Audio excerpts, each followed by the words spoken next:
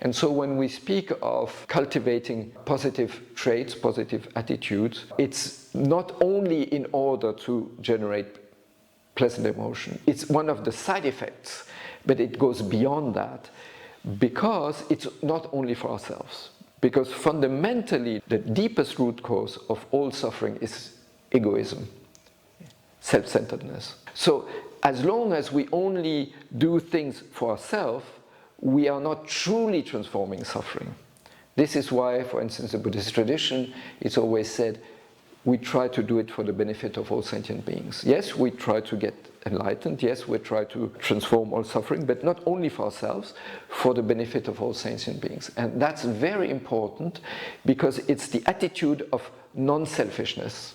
As long as it's just for me, it might have, on the short term, a good outcome, but on the long term, it cannot transform the root of suffering, which is selfishness, the illusion of separation, of duality.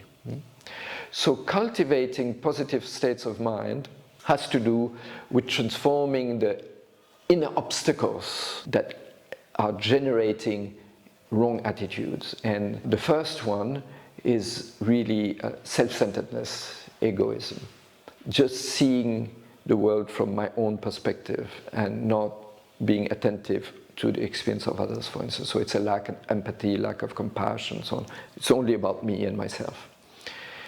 This is the feeling of separation and duality. And that's a cognitive delusion, because in reality, there's no such a thing as me being separate from the rest of the world. At any given moment of my life, I'm dependent on the whole universe to survive. There's no me that could exist without all the others, beginning with the air I breathe, the water I drink, everything. So we are really just part of a web of life, ecosystem, and if we cut ourselves away from it, actually we cannot survive. And so it's a cognitive delusion to think that there's something that is completely separate from the rest. But this cognitive delusion generates two fundamental tension, which is that what I think is good for me, I crave for, and that what I think is not good for me, I reject. So it generates the two fundamental attitudes of craving and rejection, or craving and violence. And that's the source of all conflicts.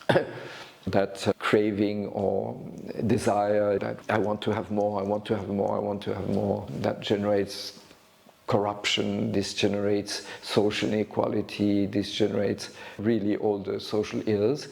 And then on the contrary, rejecting those who are different, those that are not like me, creates marginalization, exclusion, all the way to conflicts and wars. So if we have wars, it's because of this duality. If we have social injustice, it's because of this duality. So that's the three basic obstacles. And then there are two other obstacles that arise as a more side effect, if you want, from this feeling of separation. And both are connected with always comparing myself with others.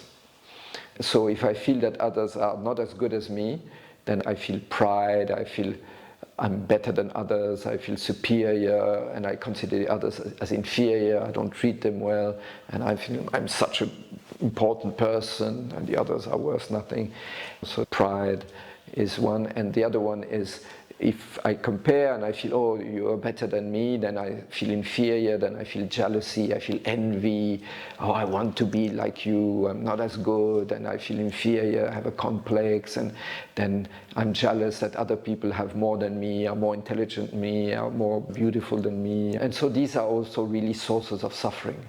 This always comparing, and that's the problem that we mentioned already in the educational system, that we encourage this comparing, although comparing is a source of suffering. So that's really a fundamental problem. And so cultivating positive traits is the counter poison, if you want, is the antidote to these obstacles of the mind. And so it's about developing true understanding, wisdom, so that we can overcome this illusion of separation. And that has to do with understanding ourselves in a deeper way, self-knowledge.